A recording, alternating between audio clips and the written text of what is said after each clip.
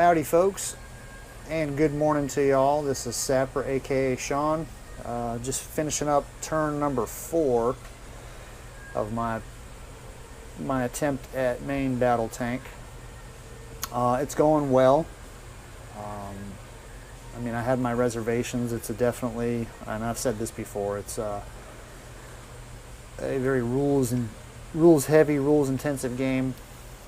But I think I'm about ready to wrap this particular game up, and I'm probably going to set up another scenario because I really think that I'm not using morale rules, but if I was using morale rules, I'm pretty sure the Americans would probably have broken and retreated off the battlefield.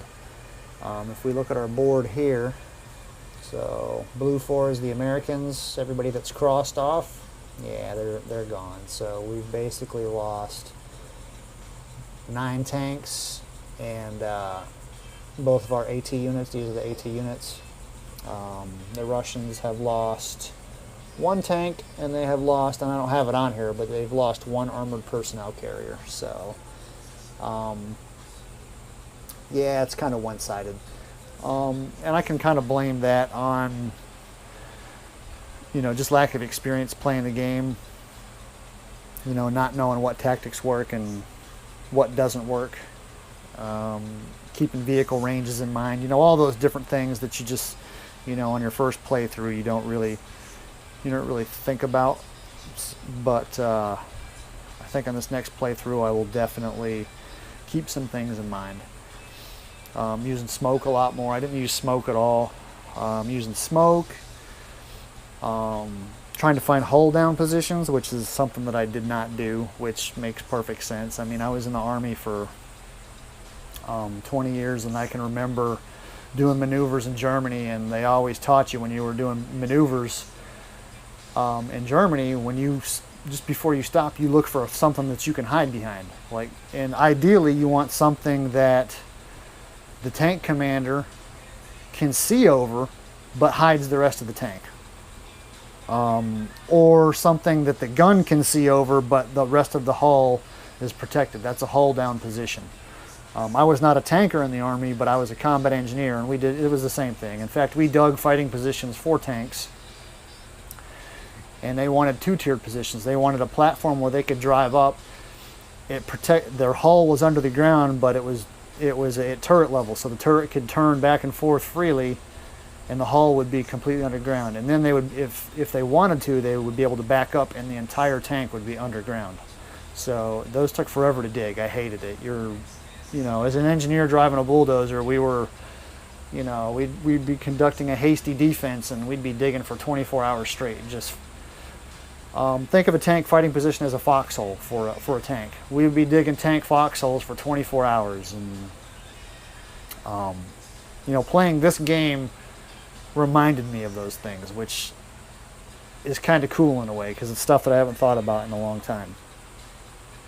But so it takes into account a lot of those things, a lot of those tactics that we used to employ and utilize.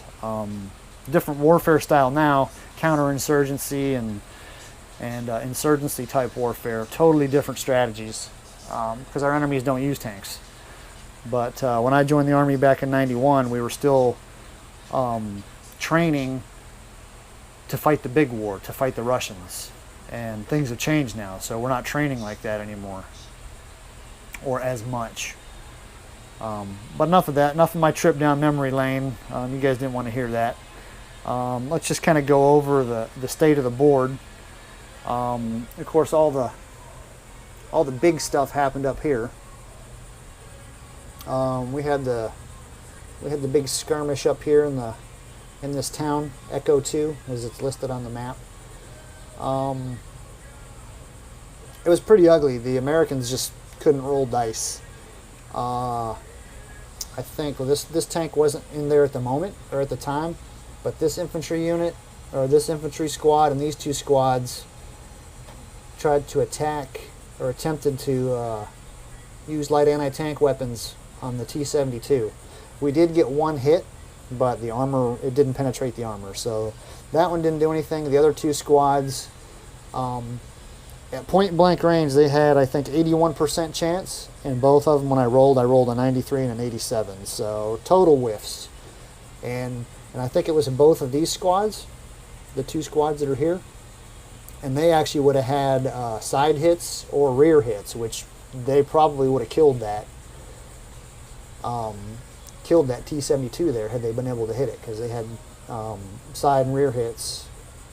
You know, a tank's armor is strongest on the front, not quite as strong on the side, and it's the least amount of armor is in the rear. So yeah, they had just the rolls weren't with them.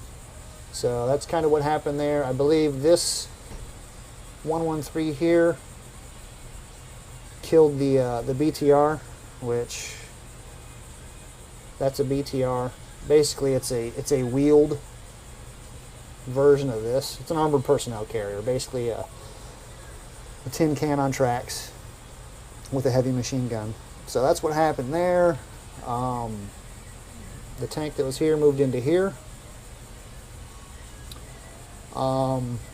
T-72, the two T-72s here, fired over to here, blew up that tank.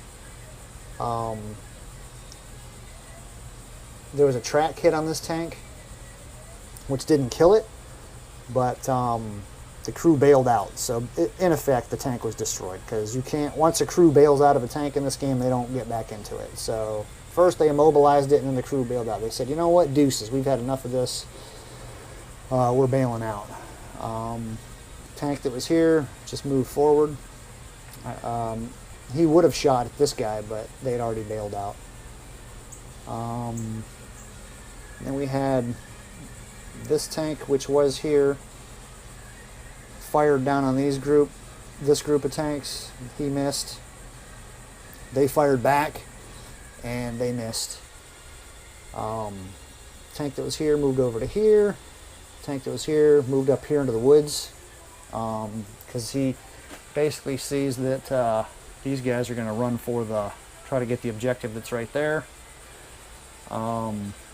This guy, he was here, drove down to here, and secured that objective. Well, he didn't secure it. You have to hold it for an entire turn.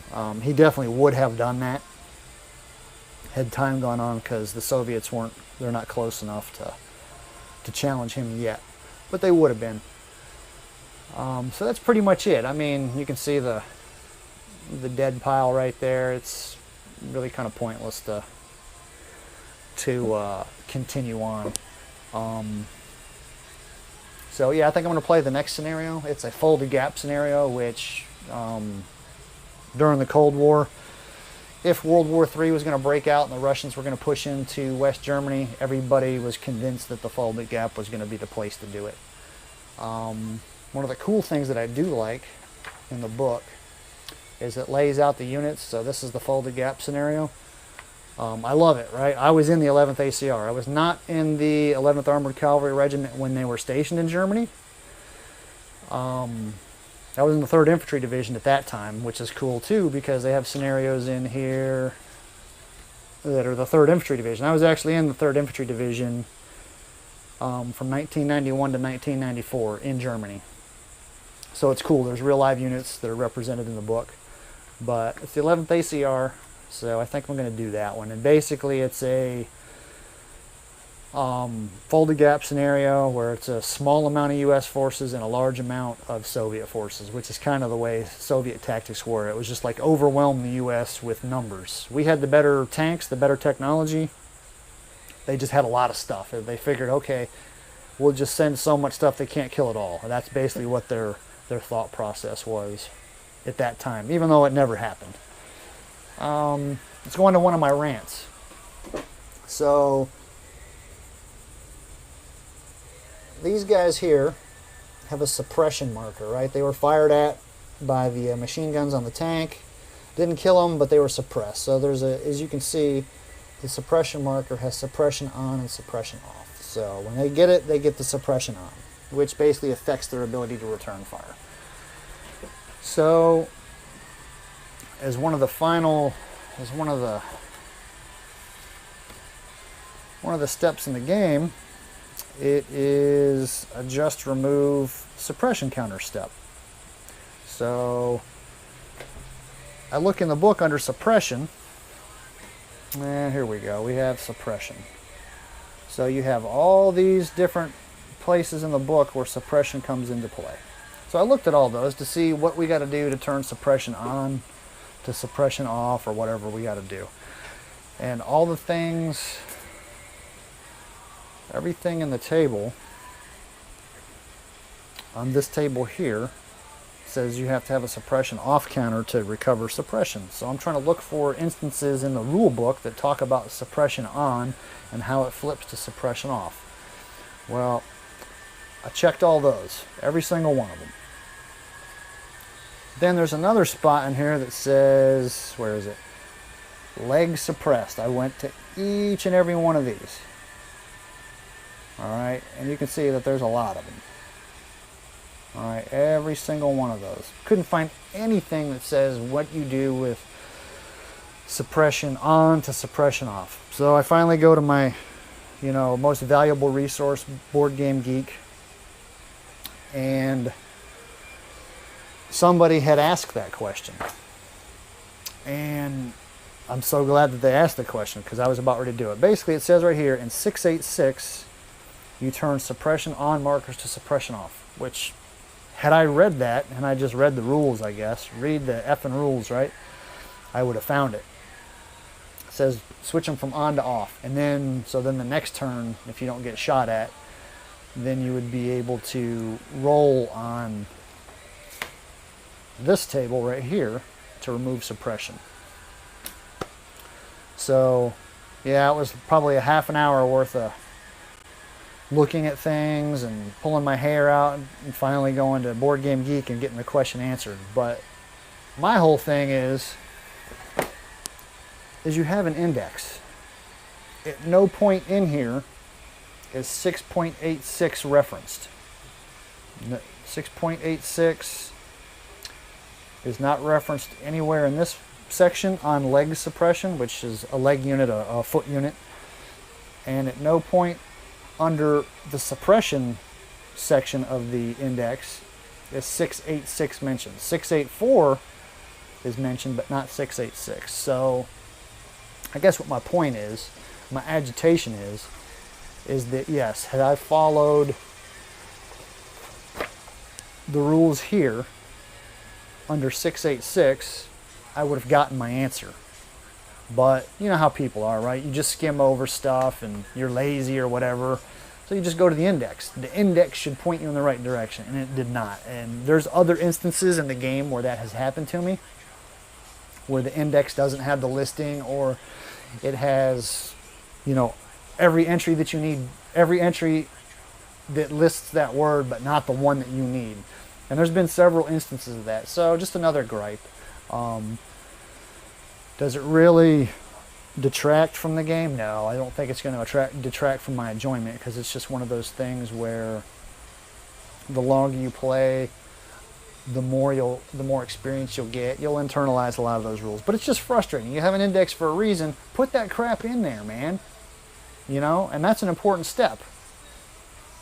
So I've ranted long enough. I think I'm going to clean this up and then reset with the start a new game, and let's do the Black Horse Regiment, see what we can do. All right, y'all have a great day. See ya.